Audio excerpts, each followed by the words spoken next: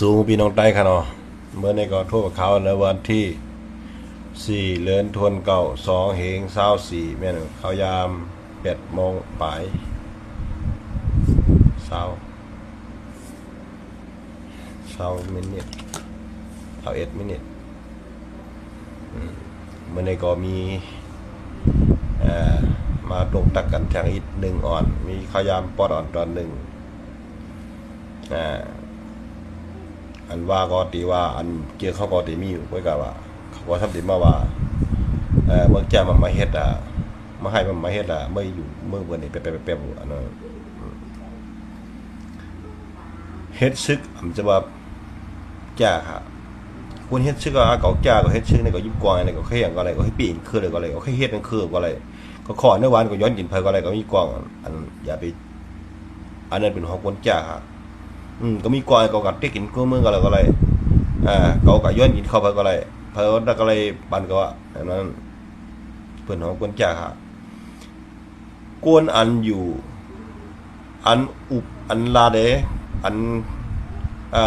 ลองอุบลองลาดลองตึกส่วนปั่นแห้งใจนี่ก็เป็นลายเหตุการณ์เมืองอันหนึ่งก็จอยเจอคืออันหนึ่งครับจะว่าที่ยิบกองไอ้ตึกเอาอย่างเงี้ยวเดี๋ยวให้มันไปครับที่ยิบชูเจ้ายิบกองไอ้ว่ามาว่าข่าวว่ามาเฮ็ดมาจ้ามา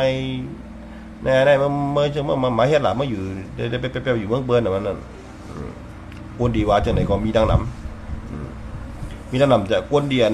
หันจอมันน่ะอันอยู่ภายเฮาวางเขานั่นน่ะอันเฮาวางสูได้จะว่าเฮาย้อนให้สูเฮาจังสวยเลยเฮาลาดเฮาหมอกถึงสูได้ว่าวันมื้อนั้นเฮาเฮ็ดผิดหรือวันมื้อนั้นเฮาเฮ็ดลาดอันเฮาลาดวันไหนก็เฮาสูบอกซะว่าไล่อันสูไปอยู่วันมื้อนั้นอันสูตึกเฮ็ดอยู่ไหนมันผิดมันผิดมันอ่อนจะเคลื่อนขึ้นอย่างไรเนี่ยนั่นน่ะ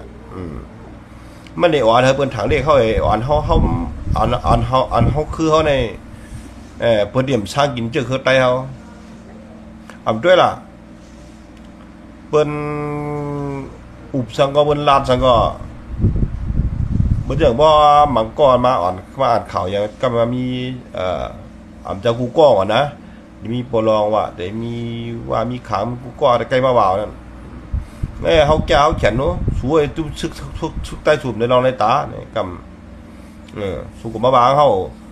สูก้นซึกสูดำพร้อมกันในรองในตาในเห็นป้องบนนั้นข้ากะหันมันจะวางข้างนะมันก็กับวางปืนข้ากะหันเนออันเป็นอันข่าวอันอย่างเนื้อรอนเดียว5เนื้อเจ้าเนี่ยเขาใกล้วานนะพอซี่วันนี้สูมอนใต้เนี่ยนั่นสูมมาเฮ็ดว่านั่นสูมมาเฮ็ดตัวละซึกใต้สูดำกวางเหรออันนั้นกูมหาลำยือลำนั่นกันดีๆเนี่ยว่าเขามาว่านะมันก็พี่น้องหน่อยพี่น้องว่าแกมาว่าไม่ใช่ว่าดีว่าได้ฆ่ากันว่าที่ต่างก้อดินเขาข้อข่าวข้อนี้ข่าวปักตึกกันสับเลียงหนีเจ้าเนี่ยนะ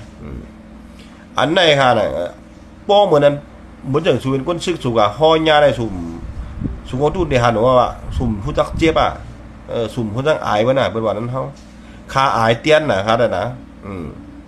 ไอ้เตี้ยนหีบนมาบางเขาถาเล็กเขามาย่าป้ายต่างเขาเวงต่างเขาเฮือน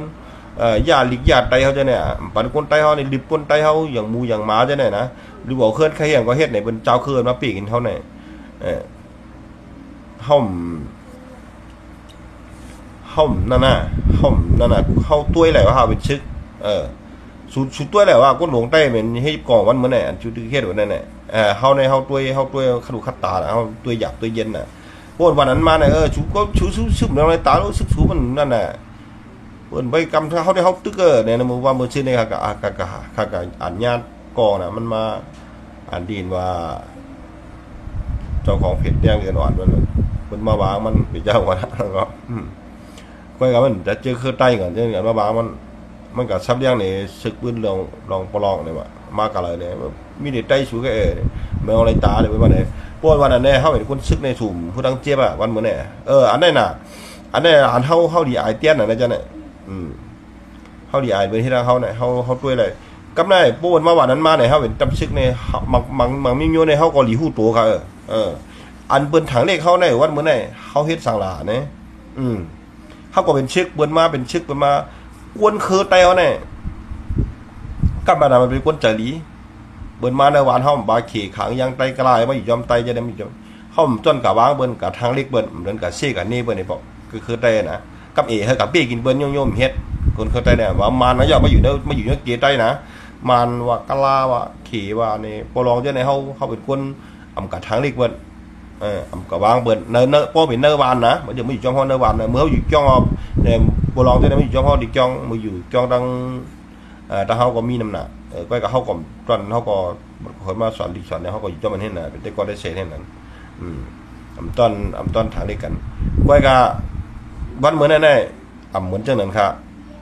พวกกวนคือแท้ก็อยู่ในเกี่ยวว่าเนี่ยเปิ้นถาหางเฮ็ดถาหางเป้กินถาหางเฮียงอันไหนน่ะในยอดเบอร์ตับซื้อข้าวแก่นแข็งยอดเบอร์ตับซื้อข้าวเป็นน้ำหนึ่งจะเรียวกันเนี่ยเฮ็ดเธอเปิ้นถางเลขเข้ามาอันนี้เป็นดอกลายยอมปุ่นดัดจะคือไตเฮาพอเฮาตึกเฮ็ดแนวแทงเฮาเมียนกันแทงไอ้เฮาตึกเฮ็ดแนวแทงเมื่อได้ก็ว่าปัดแล้วนะตั้งจอกกูตั้งวันพื้นเนี่ยนะตาปันแทงมาผาหญ้าอย่างวะไอ้ตับปองซึกปองจวนจะมีไม้อันที่ผีๆนั่นแหละปาติเหมือนสุวรรณให้นั่นนะปาติเหมือนชุมจึงไตนั่น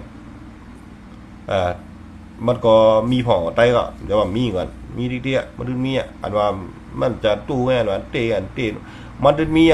ใจก็มันดึงได้มีว่าเพราะปากมันได้มีว่าอย่างน้อยก็40-30เนี่ยมันดึงมีค่ะขาดึงจุ่มยามันดึงมีอยู่มาผ่าหญ้ากันตะวันพื้นเนี่ยก็สักกันเนาะเห็นว่าหันว่าบัดเจ็บ16ก้อนี่ฮู้บัดเจ็บหาวแห้งหลายก้อได้เฮาก็ฮู้จ้อมนะไอ้ฝ่ายยาได้ผีบ้องจูนั่นนะอันไหนคั่นน่ะอันเฮาตึกหาซอกหา9วันทำไมตั้งน้ำตอดเจ้าในก็ตึกเคียงกันซึกก่อนนะแต่ไล่กรรมเนี่ยอันไหนน่ะอันเฮาเฮ็ดวันมื้อไหนน้ำตอนพรหลีมันตกตีเปิ้นลุ่มๆมีผู้ดาเจอเข้าไตก็ได้ชุมทัดสางตลาดเป็นจับซึกอันสิตึกเฮ็ดวันมื้อไหนอันชุดตึกก็หาเก่าไตวันมื้อไหนเนี่ยชุมทัดสางได้ดัง10 ปี20 ปีเมื่อนานแล้วเปิ้นนี่ทางได้เขาอันในวันมื้อไหนเฮายังตึกมีจับซึกไตอยู่นะเพราะว่าวันนึงมาเปิ้นเฮียงใหญ่ขึ้นมาเปิ้น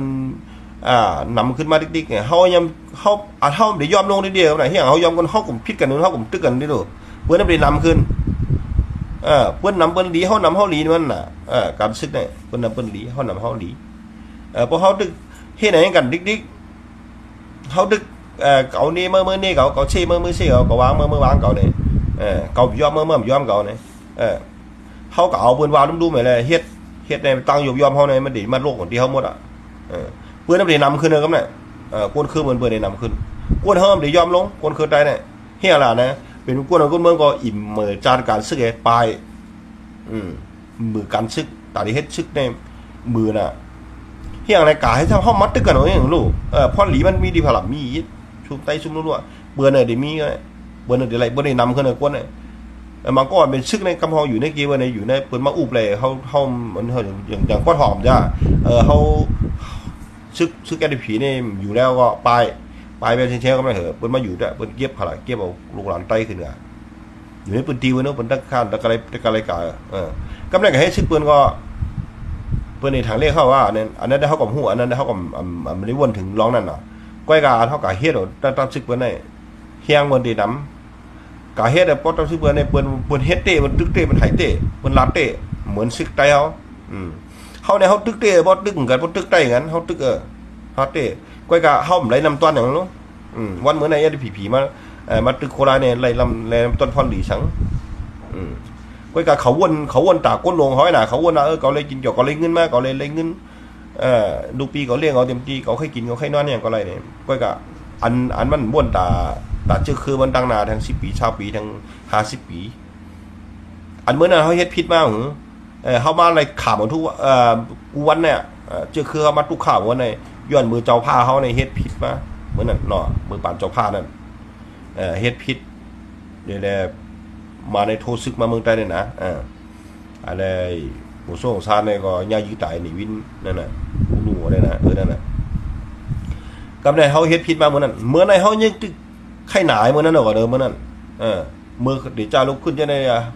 มือปานแหลมถีเนี่ยยังว่าคือเครื่องอ่ะนะซึกใต้เนี่ยยังว่าถือว่าเจ้าเหมือนนั้น มือปานเอ็มทีมาเนี่ยปานทีร่วมมาก็คนสาวบ้างเคยก็มาปานตัวเร็วเนี่ยจะชื่อก็คือมาเตียนไหนก็เนี่ยก้อยกับอันกองสีเนี่ยก็เป็นจุ้มไม่ได้ผีเนี่ยเนาะเหมือนเจ้าก็เป็นนางเฮือนคำยิ่งเสือแทนนี่ก็เป็นก่อตังปลามันก่อนหนึ่งยิ่งเสือแทนในเมื่อนั้นมาถึงกูวันนี่ก็เขายังตึกเมื่อไหร่เขาดูแค่หนายวันนั้นก่อนวันเมื่อไหร่นะหนายเมื่อนั้นเตะที่อะไรวันนั้นเขาก็สัมเมียนกันเท้าเฮี้ยงไห้กันเตะไห้กันว่าเอาปีนเอาตายยอบอะไรกันก็ยื้อกันตายอันนี้เป็นปืนหูค่ายเลยคุณดับเจอเคยใจก็กับพวกปืนในพวกใครปังขึ้นโลดขึ้นกล้าด้วยน่ะพวกห้องกันในเขาเอาไล่แก้มหรือไรอันนี้เป็นรองอันก้นหลวงไตเขาตึกขับขึงมันเจอคือไตเขาวันเหมือนไหนก็บนเจ้านั่นแหละสังว่า10 กว่าตั้งนากาแทงอำนาจสีในฮะอันปวนมาในเขาวนด้วยในซึกได้นะซึกไตเขาเนี่ยนึงหึงก็เหมือนหางจังอันมาดิ๊กอ่ะนึงแค่เขาเลือดกันอ่ะนึงหึงก็นึงแค่จังอันมาดิ๊กเฮ็ดช่างเนี่ยเขาก็เป็นปวนคือเหลือกันเป็นเนื้อเลือดเป็นสายเลือดไตเหมือนกันอ่ะก็กับเขาสัมอุบกันได้อิดมันเป็นช่างกบหูนะอุบกันกำไรก็เนี่ย3-4-3 ปอนด์เนี่ยลงลายมือกันในว่าเด็กกึดตึกเนี่ยกำไรผายกึดผายมันกึดอ่ะผายก็ดึกลำยื้อลำนั่นดิชับในลวงให้สังเพราะมันเฮ็ดอะไรก็เฮ็ดให้เพิ่นอิ่มเบื่อจานได้ไงบ่เหมือนนั้นเฮาชุ่มก็คือมื้อไหนคนเมืองเฮาปลายบ่มันกึดสังเนี่ยปลายเนี่ยมันใครอยู่เนี่ยปลายมันก็มาดัง3 จริงคำแล้วกาแบบเอาเฮือมาปีนเม็ดหายไป30อันน่ะจอยอะไร10ก่อน่ะนั่นน่ะมึงแห่งการอันใดเข้ามาในเมืองไทยมากูวันเขาในว่าเราเป็นปากของปากอันที่เข้ามาที่ก็มาดังนั้นอันนั้นน่ะกูคือเขาก็ได้ยอมลงซึ่งเขาก็ไรพ่อนหลีสังบุญดัดเจอคือไตเขาอีกอันสุเทพบอกว่าเมื่อไหร่ทัดสางตัวอะไรก็คารันเลยโปลาดดีๆก็ทำดีโปลาดยาววันอินวันวัดก็ว่านั่นน่ะมาชุมค่ะทัดสางก็เผยมัน